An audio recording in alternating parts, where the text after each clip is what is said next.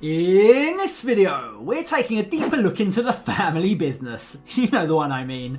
Now that Andrei has kinda, maybe, somewhat joined the Potthast family business and is already clashing with all of Libby's brothers and sisters, I think it's time we actually investigate and got to the bottom of all of this drama. What exactly is it that Libby's family does? No, I'm not talking about flipping houses, we all know that. I'm talking about all the other stuff. Arrests, allegations of scams, house foreclosures. There's a lot more to the story than meets the eye. So, you might not realise, but Elizabeth's family has quite the shady criminal past. Now, Libby's dad Chuck has a lot of children. In the first episode, she actually revealed that she had 9 siblings. Back in 2009, Chuck was arrested for unpaid child support, which is kind of bizarre considering the family loves to throw their money around.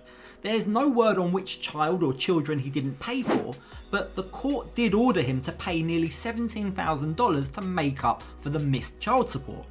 And with all of those children, it seems like Chuck certainly likes to get down in the bedroom, if you catch my drift. But he might have an overinflated opinion of himself because, well, according to reports, he's been sliding into Emily's DMs. Remember Emily and Sasha? Yeah, sliding into her DMs when she's a married lady who's been super clear she likes her men muscly and hitting the gym. It seems a bit of a long shot, don't you think? That's not even the worst of it though. We'll get to the allegations surrounding Chuck's real estate business shortly, but while we're on the topic of criminal records, given how close and protective Charlie seems to be with Chuck, it's no real surprise to hear that, like his dad, he's also had some run-ins with the law. And shock horror, Libby's wedding wasn't the first time he's got into trouble because of alcohol. I just say, don't come to America and try to live up my dad. Don't ask my dad for. So it turns out that Charlie was charged with a DUI back in 2005. He was also charged with driving with a revoked licence. Now it seems DUI and driving without a licence isn't unlawful enough for Charlie though, because the following year he was arrested for possession of drugs.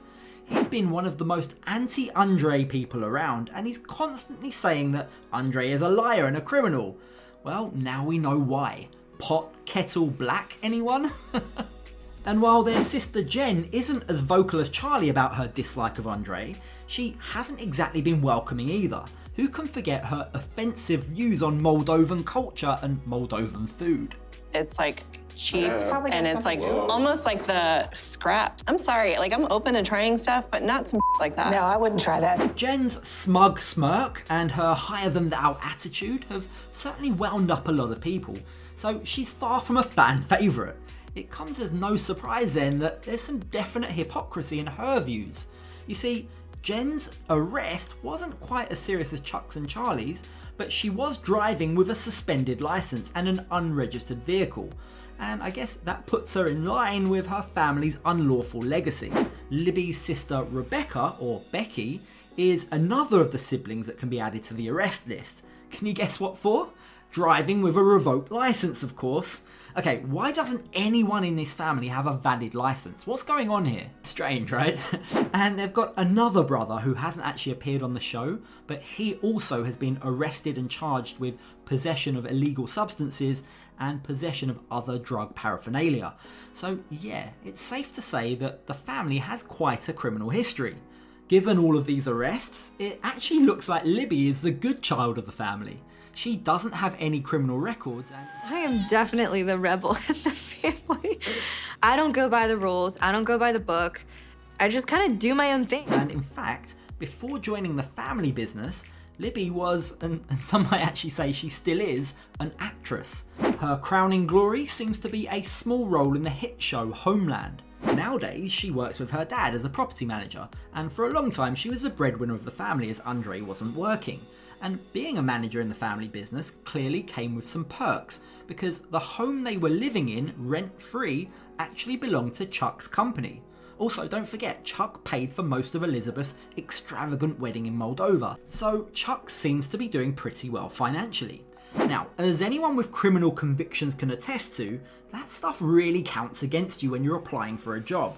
But given that most of the family are employed within Chuck's company anyway, there's no real worry on that front.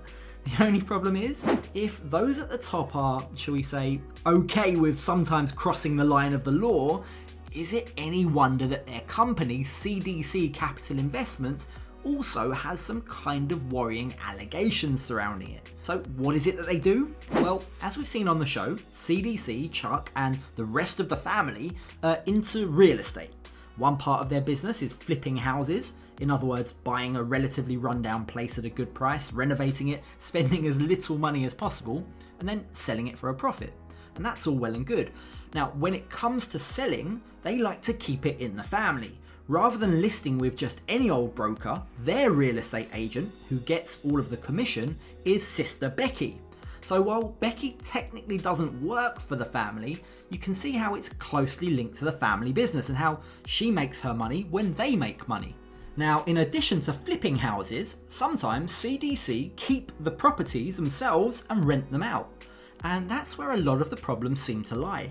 This being the Potthasts family, there's always something lurking behind the curtains. Several complaints have been filed to the Better Business Bureau by people who say CDC rented them homes but lied about actually owning the properties. For example, we've got one former tenant who claims they paid CDC the first and last month's rent along with the deposit and a pet deposit, totaling around $4,500, which is a lot of money. But allegedly, soon after they moved in, the property went up for auction due to foreclosure. CDC claimed that the owner of the property had lost it due to bankruptcy, and they also said that they would be purchasing the property. But if the claim is to be believed, they never actually purchased it, and the tenants got evicted by the actual owners. They claim they never heard from CDC Capital Investments again. CDC still apparently owe them almost $4,000. Jessica from Tallahassee appeared to have a similar experience. She moved into a rental property that CDC apparently owned.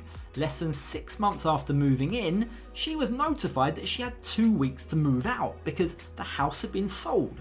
Apparently, again, the property had been foreclosed. And since foreclosures take months, it's likely that CDC knew the status of the property and probably withheld that information. Jessica also said that she's tried calling and emailing them, but there's zero answer. Then there's issues related to property maintenance. I think that's property manager Libby's role, right?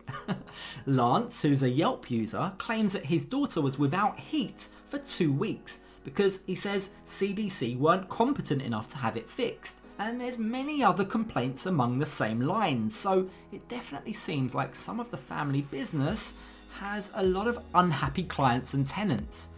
With their business and public profile gaining popularity, this is likely to cause a lot of headaches for them. Perhaps bringing Andrei into the family business might not be such a bad idea. It seems like they might need his help with their management, not to mention his Moldovan detective skills. Well, I was in my office. What do you mean? What's up? Like a detective, you know? You were a detective in Moldova. Yeah. He was. Yeah. The thing is, remember how Becky was so angry about Andrei potentially taking her money? Well, here's why. Although on the show at least, they're trying to make it seem like Andrei is joining the business to learn to flip houses, Becky's more concerned that he's going to be listing those houses and taking her commission. You see, it turns out that all that time Andrei was at home as a stay-at-home dad, and by the way, I've got some serious issues with his parenting, I'll come back to that in a sec, but yeah, all that time that he was at home, he seems to have also been studying for his real estate license, which, where they live, in Florida, is no easy task. It's a 60-hour course, and by all accounts, quite a difficult exam at the end. So since 2020, Andrei is actually a licensed real estate broker. I have a contract with my dad in our family business to be his listing agent, and Andrei thinks that that's what he's going to be doing. He's shady as period. In fact, there's many reports that he actually works for the Keller Williams Group, which is where Becky also works. If we look at Andrei's license, his employer is Smart Realty of Channelside LLC, which does business as Keller Williams Tampa Central. Becky is listed as working for Keller Williams South Tampa, which raises the question, if Smart Realty of Channelside, aka Keller Williams Tampa Central, is listed as his employer, I take it that his attempt at working with Chuck and Charlie doesn't go too well. I think it's safe to say probably not, especially as we can see that he and Libby also have a new company that they appear to have launched, Castavet Inc., with Castavet, I think I'm pronouncing that right, being his surname. So surely with a rival company, surely they're not looking to take on CDC, are they? That really would be juicy. That would be some family drama right there. Now, if some are to be believed, all of the family drama that we see on TV might just be lies. There's claims all of the family actually get on really well and that they're just playing up the drama for the cameras. Whether or not that's true, and look, for all I know, they might sit around all day and sing Kumbaya, but yeah, whether or not they do get on, let's have a chat about Libby and Andrei's parenting. Is it just me, or do they non-stop swear around their little daughter Eleanor? Honestly. I kept thinking about your brother. Because I was like literally like about to punch his face, and Rebecca shows up now. Fully. She called me. She's like, would you excuse me? She called me over there. She's like, you're such a. No. And when you're touching my money, I'm gonna you her. up now. Like she says, No. that's what she told me. Daddy's just at home. Now that I'm getting out now, they wanna eat my brains now over there. They're like zombies. Seriously. Yeah, he's just like he's just like a You're working with my dad. All right. Himself. He's just a like I'm seriously like sorry about that, you know, like. Have a good day. Say bye, Daddy. All right. Daddy kiss. Love you. All right. Love you. Poor little girl. I mean, it certainly seems like she's surrounded by a lot of aggression. It's not exactly the best example to set a child. I don't know, what are your thoughts? Would you be swearing like this in front of your little kids, like little babies? Let me know in the comments down below. And hey, look, if you've made it this far to the end of the video, do me a favour. Hit that like button, and if you're not already, please consider subscribing to this channel so that you can stay up to date with all of our latest videos. Thanks for watching, catch you on the next video.